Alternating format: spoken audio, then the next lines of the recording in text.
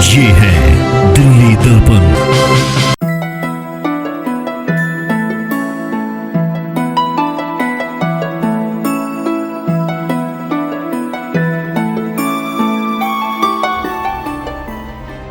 कभी सीलिंग तो कभी कोरोना का दंश झेल रही दिल्ली को संकट काल में थोड़ी राहत की खबर मिली है।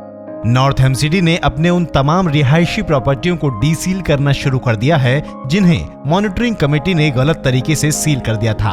नॉर्थ एमसीडी नेता सदन योगेश वर्मा ने भी केशवपुरम जोन में इसकी शुरुआत अपने ही वार्ड से की। इस मौके पर जिला बीजेपी अध्यक्ष राजकुमार भाटिया भी पहुंचे और डीसीलिंग की इस प्रक्रिया के शुरू होने पर लोगों को बधाई दी। राजकुमार भाटिया ने कहा कि एमसीडी ने सुप्रीम कोर्ट में मॉनिटरिंग कमेटी को गलत साबित किया। इसमें योगेश वर्मा ने बहुत मेहनत की। जब मॉनिटरिंग कमेटी ने पार्किंग में सीलिंग स्टार्ट करी थी, जनप्रतिनिधियों ने तब भी इसका विरोध किया था, लेकिन उन्होंने अपनी ओवर पावर्स को यूज़ करा। तत्पश्चात इन्हीं प्रतिनिधियों ने लड़ाई लड़ी और लड़ाई लड़ने के बाद आज नॉर्थ एमसीडी में डीसीलिंग का प्रोसेस जो शुरू हुआ है, इससे जनसामान्य को तो खुशी होगी ही, जिसका मकान 2 साल से बंद पड़ा है और ऐसा लगता है कि उसको उसकी ज़रूरत भी थी। तो योगेश जी के और नॉर्थ एमसीडी के मेयर महोदय के प्रयासों से ये जो डीसीलिंग का प्रोसेस हुआ है, जनसाधारण को इसका लाभ पहुंचेगा।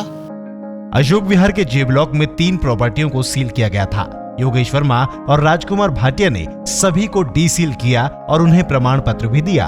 योगेश वर्मा ने कहा कि दिल्ली में सभी प्रॉपर्टियों की सील खोली जाएगी।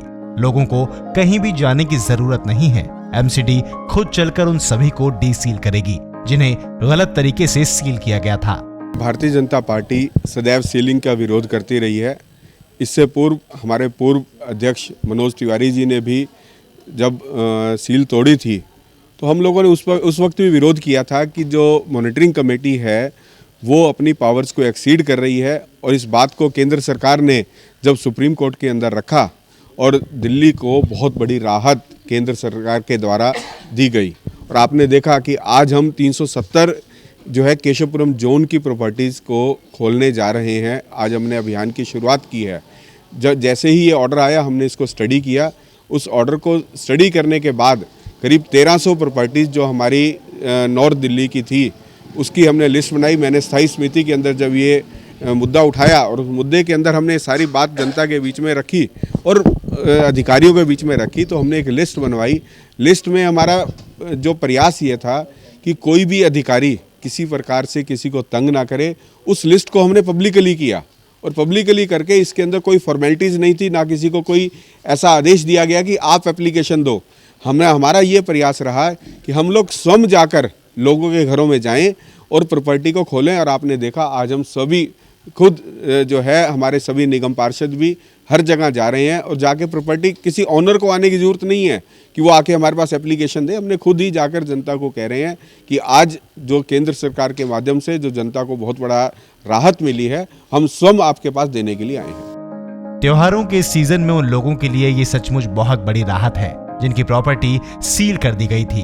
उन्हें नहीं मालूम था कि ये कब खुलेगी और कैसे खुलेगी। लोगों ने इस पर योगेश वर्मा का आभार व्यक्त किया। 2 साल पहले जिन लोगों की प्रॉपर्टियां सील हुई थी उनमें से एक हमारे साथ हैं जिनकी आज प्रॉपर्टी को डीसील किया गया है।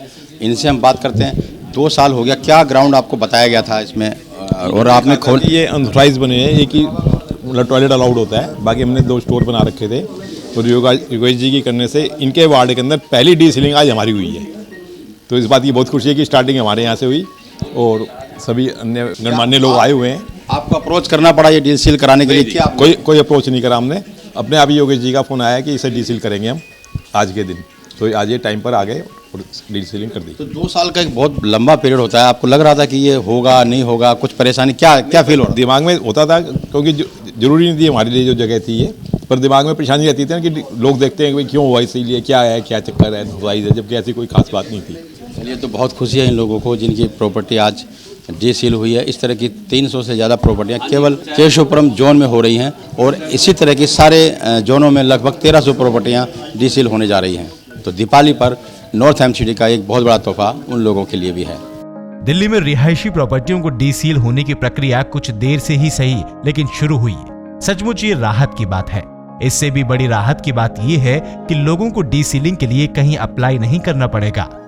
एमसीडी खुद चलकर आ रही है और गलत तरीके से सील की गई प्रॉपर्टियों को डीसील कर रही है। अगर आपकी भी प्रॉपर्टी डीसीलिंग के दायरे में आती है तो एमसीडी कभी भी आकर आपकी प्रॉपर्टी को डीसील कर सकती है। दिल्ली दर्पण टीवी के लिए कैमरामैन सोनू के साथ राजेंद्र स्वामी की रिपोर्ट।